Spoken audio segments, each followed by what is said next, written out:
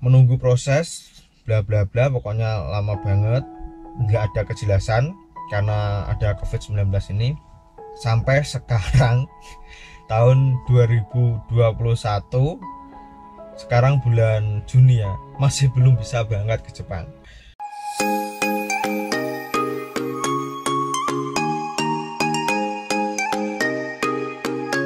Wahai mas penasa, selamat datang lagi di channel IDPN, soalnya kan selesai atau X magang. Oke, di video kali ini aku mau sedikit cerita aja sama teman-teman sambil ini mau manasin mobil. Lihat nih parkiran mobilnya tuh, nah lihat mepet banget sama pinggir rumah loh, mepet banget kan. Ini belum sempat bikin garasi ya, jadi di sini aja hampir 1 tahun ya di sini aja. Mau manasin mobil dulu sambil sedikit cerita sama teman-teman, berbagi pengalaman ya. Nah, sebelum manasin mobil tuh kebiasaanku itu cek air radiator, sama cek oli. Nah ini aku buka kap mesin dulu. Nah, biasanya sebelum manasin mobil itu tak cek dulu air radiatornya, kelihatan nggak? Nah, masih cukup. Terus aku lihat olinya masih batas maksimal apa belum. Masih full. Nah kalau sudah gini baru tak panasin mobilnya. Ini udah hampir 1 minggu gak kepake. Hampir 1 minggu gak kepake. Nah, sekarang panasin mesinnya. Bentar.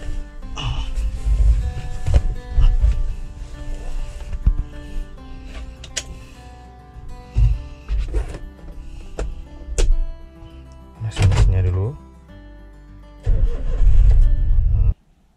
Nah, di video kali ini aku mau sedikit cerita aja sama teman-teman atau berbagi pengalaman.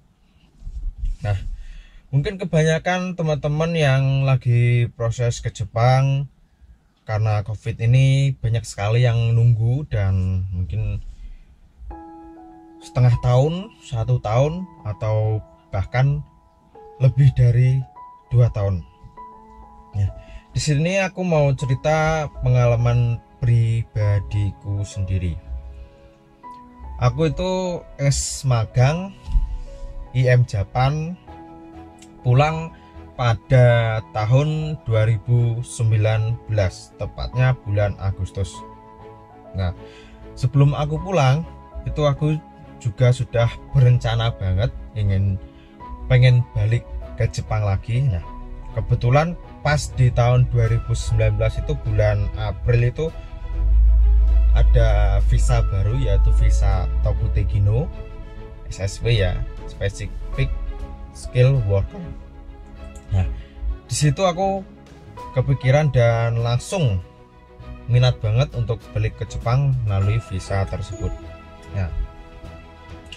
Nah, di saat 2019 itu setelah pulang, nah aku kebetulan menghubungi temenku yang minat banget balik lagi ke Jepang dan kebetulan ambil juga visa Tokutegino.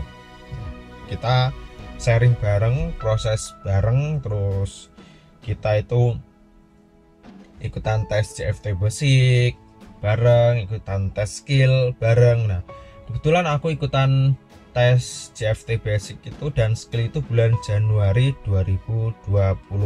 Nah, setelah itu kami sharing-sharing sama beberapa ex magang yang lainnya yang pengen balik lagi kerja ke Jepang. Nah, di situ kami sharing-sharing, terus kebetulan alhamdulillah dapat perusahaan.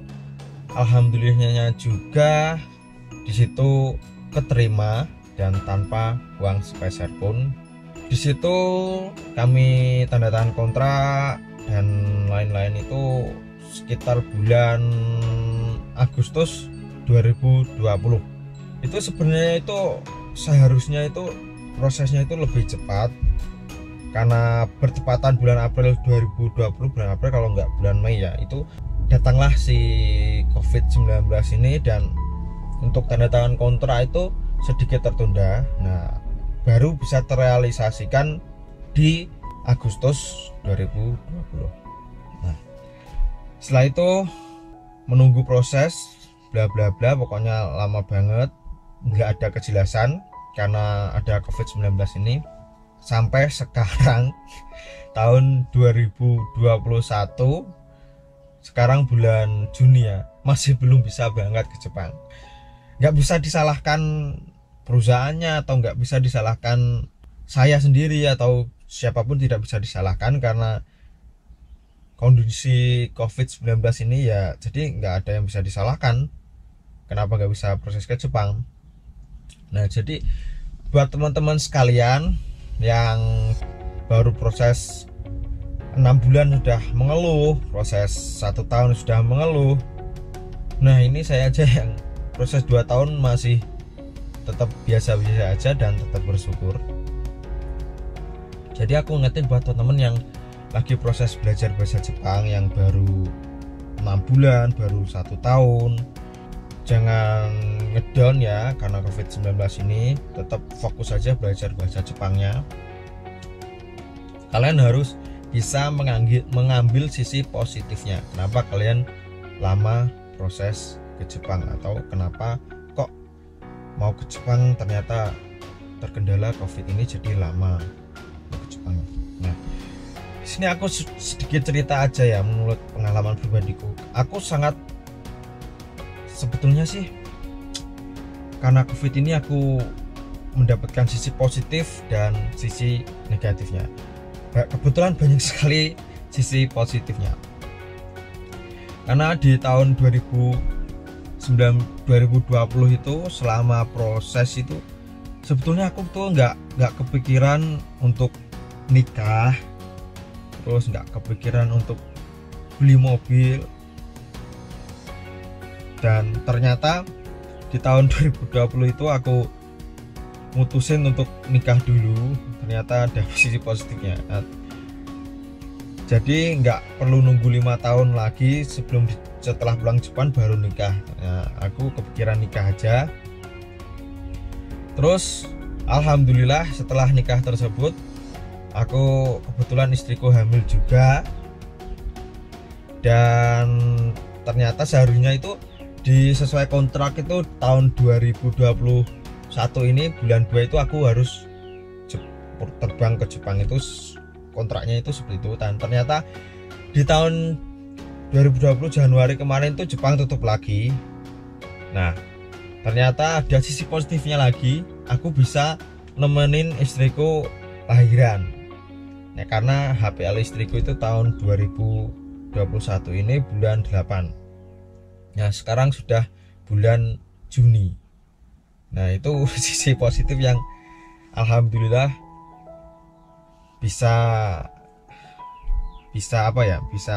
aku bisa nemenin istriku lahiran. Kalau sesuai jadwal pas proses di Jepang, aku itu jadwal berangkatnya itu Februari 2021 ini, ya aku otomatis nggak bisa nemenin istriku hamilan. Nah, aku juga berdoa semoga nanti di akhir tahun ini setelah istriku lahiran bisa berangkat ke Jepang ya. Itu keinginanku ya, tapi nggak tahu nanti bisa terbang ke Jepang atau enggak, atau masih apa itu istilahnya ditunda lagi. Di sini aku juga mau cerita tahun 2021 Januari kemarin aku alhamdulillah juga buka LPK sama temanku. Ternyata banyak sekali sisi positif proses kenapa aku ditunda berangkat ke Jepang. Ternyata Allah atau Tuhan itu mempunyai rencana yang lebih baik, yaitu aku bisa buka LPK, bisa menikah, terus menemani istriku yang sedang hamil sampai proses kelahiran nanti. Nah, di situ ini adalah sisi positif yang ternyata masuk di kehidupanku ya. Nah, di sini aku juga mau nyampein buat teman-teman untuk mengisi waktu luang ya. Jadi buat teman-teman yang selama ini ketunda, gak usah berpikir negatif, gak usah berpikiran kalau apa sih yang salah denganku, apa yang sih salah dengan LPK, kenapa aku prosesnya lama sekali ke Jepangnya. Jangan berpikiran seperti itu. Nah, teman-teman ini coba aja introspeksi diri di dalam diri kalian. Tuh, apa sih yang kurang? Terus, serius nggak sih aku belajar bahasa Jepangnya? Aku semangat nggak sih belajar di LPK? Nah, kalian tuh introspeksinya dari situ. Semisal kalau usaha kalian maksimal, terus prosesnya masih lama, itu berarti teman-teman diuji seberapa sih niat kalian untuk kerja ke Jepang. Nah, terus dan semisal kalau teman-teman itu belajar bahasa Jepangnya masih lede-lede, terus nggak serius, terus semaunya, nah itu efek kalian belajarnya kurang serius. Nah, kenapa kalian lama? Ya itu karena kemungkinan persiapan kalian kurang mantap ya, seperti itu ya.